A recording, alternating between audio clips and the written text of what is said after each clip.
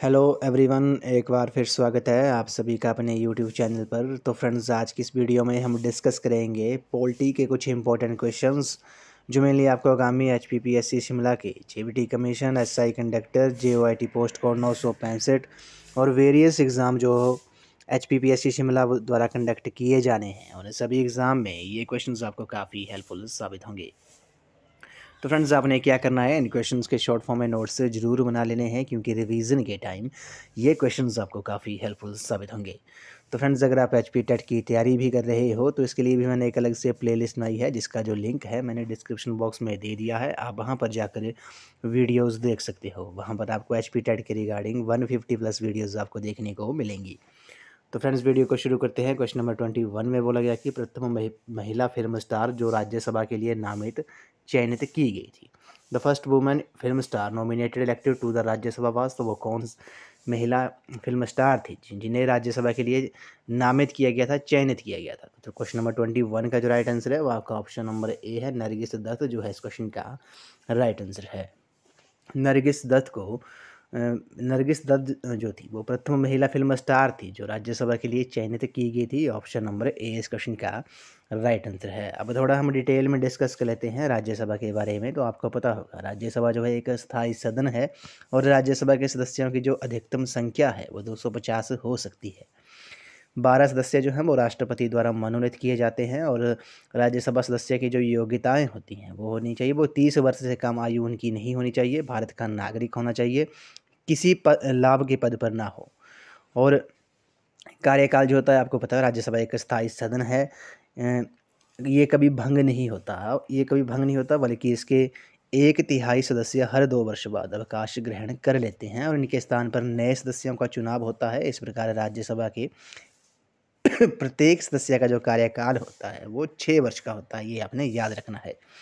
तो option number A जो है इस क्वेश्चन का राइट आंसर है। नरगिस दत्त जो है इस क्वेश्चन का राइट आंसर है। अगले प्रश्न पे चलते हैं। किस राज्य से सबसे ज़्यादा लोकसभा सदस्य आते हैं? Which state has the largest representation to the Lok Sabha. तो किस राज्य से लोकसभा के लिए सबसे अधिक सदस्य जो हैं वो चुन कर आते हैं? क्वेश्चन नंबर 22 का जो राइट आंसर है और आपका ऑप्शन नंबर है यूपी जो है, उत्तर प्रदेश जो है इस क्वेश्चन का राइट आंसर है। उत्तर प्रदेश से सबसे ज़्यादा लोकसभा सदस्य चुन कर आते हैं। कितने आते हैं ये भी आपने याद रखना है। यूपी से लोकसभा के लिए 80 जो सदस्य हैं वो चुन कर आते हैं। उसी तरह बात करते हैं महाराष्ट्र के बारे में। तो महाराष्ट्र से जो लोकसभा सदस्य चुन के आते हैं वो 48 चुन के आते हैं। उसके बाद हम बात करते हैं पश्चिम बंगाल के बारे में। तो पश्चिम बंगाल से 42 लोकसभा की सीटें हैं, 42 लोकसभा सदस्य चुन के आते हैं। और MP से, उसके बाद हम बात करते हैं मध्य प्रदेश से कितने सदस्य जो हैं वो चुनकर आते हैं।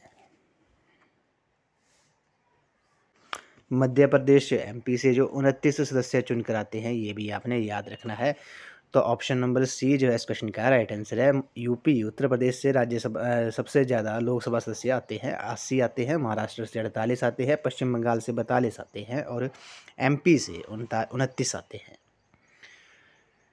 क्वेश्चन नंबर 23 पे चलते हैं। क्वेश्चन नंबर 23 में बोला गया है कि भारतीय संसद में शामिल है। The parliament of India is composed of. तो भारतीय संसद में कौन कौन शामिल है? क्वेश्चन नंबर 23 का जो राइट आंसर है वो आपका ऑप्शन नंबर डी है, लोकसभा, राज्यसभा और राष्ट्रपति जो है, ये इस क्वेश्चन का राइट आंसर है। भारत की संसद जो है वो लोकसभा, राज्यसभा और राष्ट्रपति को मिलाकर बनती है। तो ऑप्शन नंबर डी जो है इस क्वेश्चन का राइट आंसर है। अब बात थोड़ा डिटेल में डिस्कस कर लेते हैं। भारत की संसद राष्ट्रपति, राज्यसभा और लोकसभा से मिलकर बनती है, ये आर्टिकल 79 कहता है।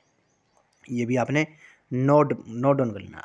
आर्टिकल 89 जो है 79 आर्टिकल जो है वो ये कहता है कि भारत की जो संसद है वो राष्ट्रपति, राज्यसभा और लोकसभा से मिलकर बनती है। अब लोकसभा जो है, आपको लोकसभा संघीय संसद का निम्न अथवा लोकप्रिय सदन है, ये आपको पता होगा। और लोकसभा जो है, लोकसभा की अधिकतम सदस्य संख्या जो है वो 552 हो सकती है और इसके निर्वाचकों की जो आयु है वो 18 वर्ष होनी चाहिए। और अगर आपने लोकसभा सदस्य की जो योग्यताओं के बारे में आपको पता होना चाहिए, वे भारत का नागरिक होना चाहिए, उसकी आयु 25 वर्ष या उससे अधिक होनी चाहिए और लोकसभा का जो कार्यकाल होता है वो 5 वर्ष का होता है, ये भी आपने याद रखना है। और लोकसभा जो अध्यक्ष होता है उसकी लोकसभा स्वयं ही अपने सदस्यों में से किसी एक को अध्यक्ष और एक उपाध्यक्ष का निर्वाचन करती है, ये भी आपने याद रखना है। उसके बाद बात करते हैं राज्यसभा के बारे में। तो राज्यसभा आपको पता होगा, राज्यसभा जो है एक स्थायी सदन है जो कभी भंग नहीं होता, ये भी आपको पता होना चाहिए। तो ऑप्शन नंबर डी जो है इस क्वेश्चन का राइट आंसर है। Parliament of India is composed of Lok Sabha, Rajya Sabha and president. Question number 24 पे चलते हैं। क्वेश्चन नंबर 24 में बोला गया है कि भारत के राष्ट्रपति को किसके द्वारा पद मुक्त किया जा सकता है। The president of India can be removed from his office by the. तो भारत के राष्ट्रपति को किसके द्वारा पद मुक्त किया जा सकता है। क्वेश्चन नंबर 24 का जो राइट आंसर है वो आपका ऑप्शन नंबर डी है, संसद जो है इस क्वेश्चन का राइट आंसर है। संसद द्वारा भारत के राष्ट्रपति को पद मुक्त किया जा सकता है। अब आपको पता होगा राष्ट्रपति भारतीय संविधान के अनुच्छेद 61 के अनुसार राष्ट्रपति के द्वारा संविधान का उल्लंघन करने पर उनके विरुद्ध महाभियोग चलाकर उसे पद मुक्त किया जा सकता है। महाभियोग जो है वो महाभियोग प्रस्ताव जो है वो संसद के किसी भी सदन में लाया जा सकता है, ये आपने याद रखना है। आर्टिकल 61 जो ये इंपॉर्टेंट है, ये आर्टिकल 61 क्या कहता है अभी हमने बात की। आर्टिकल 61 में बोला गया है कि भारतीय संविधान के आर्टिकल 61 के अनुसार राष्ट्रपति के द्वारा संविधान का उल्लंघन करने पर उसके विरुद्ध महाभियोग चलाकर उसे पद मुक्त किया जा सकता है और महाभियोग प्रस्ताव जो है वो संसद के किसी भी सदन में लाया जा सकता है, ये आपने याद रखना है। जैसे राष्ट्रपति की जो शक्तियां होती हैं वो भी डिटेल में डिस्कस कर लेते हैं। राष्ट्रपति संसद का अधिवेशन न होने की स्थिति में अध्यादेश अनुच्छेद 123 जारी करता है। वे राज्यसभा के 12 सदस्य तथा लोकसभा के 2 सदस्यों को मनोनीत करता है। संसद का अधिवेशन बुलाना तथा स्थगित करना जो है वो राष्ट्रपति की शक्तियाँ हैं। संकटकालीन शक्तियाँ जो है वो अनुच्छेद 352 जो है युद्ध, बाहरी आक्रमण या सशस्त्र विद्रोह के समय आपातकाल की घोषणा करना जो है वो राष्ट्रपति की शक्ति है। अनुच्छेद 356 कहता है राज्यों का संवैधानिक तंत्र विफल होने पर वहाँ पर राष्ट्रपति शासन लगाना जो है वो अनुच्छेद 356 में है। और अनुच्छेद 360 जो है वो वित्तीय आपातकाल से संबंधित है, जो अब तक भारत में कभी भी लागू नहीं हुआ है। तो ऑप्शन नंबर डी इस क्वेश्चन का राइट आंसर है। The president of India can be removed from his office by the parliament. Question number 25 पे चलते हैं। क्वेश्चन नंबर 25 जो है काफ़ी इंपॉर्टेंट है। इसमें बोला गया है कि किस हाई कोर्ट के अधिकार क्षेत्र में अरुणाचल प्रदेश राज्य आता है। Which high court has jurisdiction of over the state of Arunachal Pradesh. तो किस हाई कोर्ट के अधिकार क्षेत्र में अरुणाचल प्रदेश राज्य जो है वो आता है। क्वेश्चन नंबर 25 का जो राइट आंसर है वो आपका ऑप्शन नंबर ए है, गुवाहाटी जो है इस क्वेश्चन का राइट आंसर है। गुवाहाटी जो है वो अरुणाचल प्रदेश जो है वो गुवाहाटी हाई कोर्ट के अधिकार क्षेत्र में आता है। अब हाई कोर्ट के बारे में आपको पता होगा, उच्च न्यायालय के बारे में तो संविधान के अनुसार प्रत्येक राज्य के लिए एक उच्च न्यायालय होगा, ये अनुच्छेद 214 कहता है, ये आपने याद रखना है। लेकिन संसद विधि द्वारा 2 या 2 से अधिक राज्यों और किसी संघ राज्य क्षेत्र के लिए एक ही उच्चतम न्यायालय स्थापित कर सकती है, यह अनुच्छेद 231 में बोला गया है। केंद्र शासित प्रदेशों में से केवल दिल्ली का अपना उच्च न्यायालय है, दिल्ली का हाई कोर्ट है, ये भी आपने याद रखना है। तो गुवाहाटी के अंतर्गत जो अधिकार क्षेत्र में जो स्टेट्स आती हैं वो कौन कौन सी आती हैं, ये भी आपको पता होना चाहिए। असम हो गया, नागालैंड हो गया, मिज़ोरम हो गया और अरुणाचल प्रदेश हो गया। अरुणाचल प्रदेश जो हो गया, ये 4 जो स्टेट्स हैं वो गुवाहाटी हाई कोर्ट के अंतर्गत आती हैं, ये आपने याद रखना है। तो ऑप्शन नंबर डी इस क्वेश्चन का राइट आंसर है। और चंडीगढ़ जो है, अब थोड़ा डिटेल में डिस्कस करते हैं। बॉम्बे हाई कोर्ट जो है वो इसकी जो स्थापना हुई थी वो 1862 में हुई थी। बॉम्बे हाई कोर्ट की 1862 में इसकी स्थापना हुई थी। और गुवाहाटी हाई कोर्ट की जो स्थापना थी वो 1948 में हुई थी, ये आपने याद कर लेना है। 1948 में गुवाहाटी हाई कोर्ट की स्थापना हुई थी। बॉम्बे हाई कोर्ट की जो स्थापना हुई थी वो 1862 में हुई थी। और कौन कौन से राज्य आते हैं बॉम्बे हाई कोर्ट में, ये आपको पता होगा। महाराष्ट्र हो गया, गोवा हो गया, दादर एवं नागर हवेली हो गया, दमन दीप हो गया, ये आपने याद रखना है।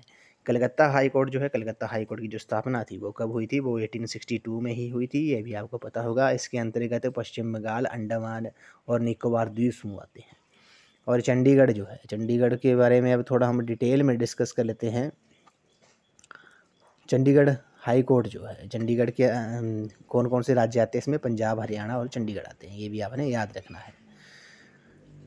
तो ऑप्शन नंबर ए जो है इस क्वेश्चन का राइट आंसर है। अरुणाचल प्रदेश जो है वो किस हाई कोर्ट के अधिकार क्षेत्र में आता है, वो गुवाहाटी के आता है। तो ऑप्शन नंबर ए इस क्वेश्चन का राइट आंसर है। क्वेश्चन नंबर 26 पे चलते हैं। क्वेश्चन नंबर 26 में बोला गया है कि भारत के संविधान की 9वीं अनुसूची को कौन से संशोधन द्वारा जोड़ा गया है? The 9th schedule of the Indian constitution of India was added by which amendment? काफ़ी इंपॉर्टेंट क्वेश्चन है। तो भारत के संविधान की 9वीं अनुसूची को कौन से संशोधन द्वारा जोड़ा गया है? क्वेश्चन नंबर 26 का जो राइट आंसर है वो आपका ऑप्शन नंबर ए है। प्रथम संशोधन जो है इस क्वेश्चन का राइट आंसर है। प्रथम संशोधन द्वारा भारत के संविधान की 9वीं अनुसूची को प्रथम संशोधन द्वारा जोड़ा गया है भारतीय संविधान की। ये आपने याद रखना है। आपको बताओ पहला संशोधन जो था वो हुआ कब था? ये भी आपसे एग्जाम में पूछ सकते हैं। तो 1951 में हुआ था। कब हुआ था? 1951 में हुआ था ये। इस संशोधन द्वारा 9वीं अनुसूची को शामिल किया गया था। ये भी आपने याद रखना है। आपको बताओ भारतीय संविधान में शुरू में 9 अनुसूचियाँ थी। आपको बताओ 9 अनुसूचियाँ थी और भारतीय संविधान में शुरू में 8 अनुसूचियाँ थी, परंतु प्रेजेंट में 12 अनुसूचियाँ हैं। ये भी आपने याद रखना है। अब आपने कमेंट सेक्शन में बताना है कि जो 100वां जो संशोधन हुआ था, 100th अमेंडेंट जो हुआ था वो किस से संबंधित है? ये आपने कमेंट सेक्शन में ज़रूर बताना है। क्वेश्चन नंबर 27 पे चलते हैं। भारत का चुनाव आयोग इनमें से किस चुनाव को नहीं करवाता है? The election commission of India does not conduct the election to the. तो भारत का जो चुनाव आयोग है वो इनमें से किस चुनाव को नहीं करवाता है? क्वेश्चन नंबर 27 का जो राइट आंसर है वो आपका ऑप्शन नंबर सी है। स्थानीय निकाय जो है, लोकल बॉडीज़ जो है इस क्वेश्चन का राइट आंसर है। बाकी ये लोग भारत का चुनाव आयोग जो है वो लोकसभा, राज्यसभा और राष्ट्रपति इन तीनों का चुनाव करवाता है, लेकिन वो स्थानीय निकाय का चुनाव नहीं करवाता है। इस कारण ऑप्शन नंबर सी जो है इस क्वेश्चन का राइट आंसर है।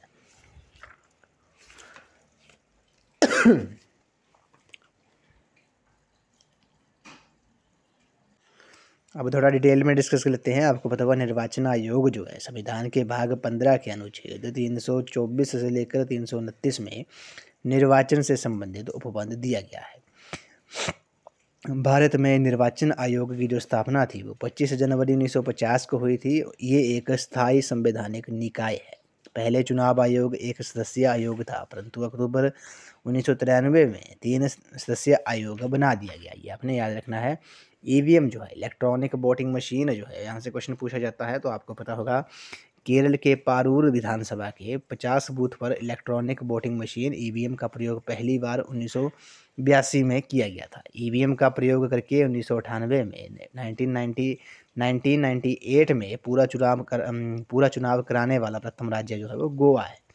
ईवीएम का प्रयोग करके पहली बार 2004 में संपूर्ण आम चुनाव कराया गया था। 2009 से आम चुनाव एवं सभी विधानसभाओं के चुनाव में ईवीएम का प्रयोग होने लगा है।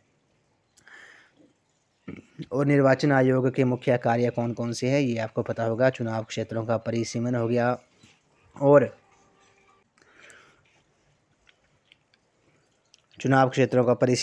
मतदाता सूचियों को तैयार करवाना, विभिन्न राजनीतिक दलों को मान्यता प्रदान करना, राजनीतिक दलों को आरक्षित चुनाव चिन्ह प्रदान करना, चुनाव करवाना, राजनीतिक दलों के लिए आचार संहिता तैयार करवाना जो है ये चुनाव निर्वाचन आयोग के मुख्य कार्य हैं। ये आपने याद रखना है। अगले प्रश्न पे चलते हैं। इनमें से कौन भारतीय संघ का 25वां राज्य बना? विच become the 25th state of the Indian union? काफ़ी इंपॉर्टेंट क्वेश्चन है। क्वेश्चन नंबर 28 का जो राइट आंसर होगा वो आपका ऑप्शन नंबर सी है। गोवा जो है इस क्वेश्चन का राइट आंसर है। भारत का 25वां जो राज्य बना था वो गोवा बना था। क्वेश्चन नंबर 29 पे चलते हैं। नेशनल इंटीग्रेशन काउंसिल की अध्यक्षता कौन करता है? National integration council is chaired by. तो नेशनल इंटीग्रेशन काउंसिल की जो अध्यक्षता करते हैं वो कौन करते हैं? क्वेश्चन नंबर 29 का जो राइट आंसर है वो आपका ऑप्शन नंबर सी है। प्रधानमंत्री जो है, प्राइम मिनिस्टर जो है इस क्वेश्चन का राइट आंसर है। क्वेश्चन नंबर 30 पे चलते हैं। इनमें से क्या एक राज्य का मूल तत्व नहीं है? Which is not an element of a state. तो कौन सा एलिमेंट नहीं है स्टेट का? क्वेश्चन नंबर 30 जो है काफ़ी इंपॉर्टेंट क्वेश्चन है। तो राष्ट्रीयता जो है, नेशनलिज्म जो है इस क्वेश्चन का राइट आंसर है। बाकी राज्य क्षेत्र हो गया, सरकार हो गया, संप्रभुता हो गया, ये तीनों जो हैं वो राज्य के मूल तत्व हैं, जबकि राष्ट्रीयता जो है, नेशनलिज्म जो है वो राज्य का मूल तत्व नहीं है। क्वेश्चन नंबर 31 पे चलते हैं। भारतीय संविधान का कौन सा भाग कल्याणकारी राज्य के आदर्श को बताता है? Which part of the Indian constitution declares the ideal of welfare state. तो भारतीय संविधान का कौन सा भाग जो है वो कल्याणकारी राज्य के आदर्श को बताता है? क्वेश्चन नंबर 31 का जो राइट आंसर है वो आपका ऑप्शन नंबर डी है। राज्य के नीति निर्देशक सिद्धांत जो है directive principles of state policy जो है इस क्वेश्चन का राइट आंसर है। अगले प्रश्न पे चलते हैं। क्वेश्चन नंबर 32 में बोला गया कि राज्यसभा की अधिकतम संख्या है the maximum strength of the Rajya Sabha इस। ये क्वेश्चन हमने थोड़ी देर पहले ही डिस्कस किया है। तो संविधान के अनुच्छेद 80 के अनुसार राज्यसभा के जो सदस्यों की अधिकतम संख्या है वो 250 हो सकती है। आर्टिकल 80 कहता है, ये आपने याद रखना है, कभी आर्टिकल भी आपसे पूछ सकते हैं। और 12 सदस्य जो हैं वो राष्ट्रपति द्वारा मनोनीत किए जाते हैं राज्यसभा के लिए, और 2 सदस्य जो हैं वो लोकसभा के में राष्ट्रपति चयनित करता है। और राज्यसभा का जो सभापति होता है, भारत का उपराष्ट्रपति राज्यसभा का पदेन सभापति होता है तथा राज्यसभा में अपने किसी एक सदस्य को उपसभापति निर्वाचित करती है। सभापति की अनुपस्थिति में उपसभापति सभापति के कर्तव्यों का पालन करता है। राज्यसभा के जो प्रथम उपसभापति थे वो श्री एस.वी. कृष्ण मूर्ति राव थे। राज्यसभा का पहली बार गठन 3 अप्रैल 1952 को किया गया था। इसकी पहली बैठक 13 मई 1952 को हुई थी। अगले प्रश्न में चलते हैं। कौन सी याचिका विशेष रूप से भारतीय संविधान में निहित नहीं है? Which it is not specifically provided in the constitution of India. तो क्वेश्चन नंबर 33 का जो राइट आंसर होगा वो आपका ऑप्शन नंबर डी है। इंजेक्शन जो है, अध्यादेश जो है इस क्वेश्चन का राइट आंसर है।